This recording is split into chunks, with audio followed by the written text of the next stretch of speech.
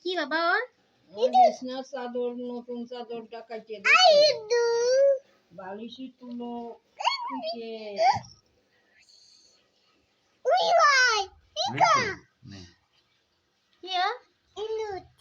কত বড় ইন্দু তো দেখা হিন্দু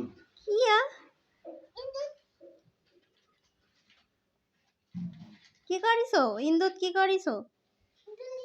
ধরেছে কত বড় ইন্দু তো বলো ইন্দুত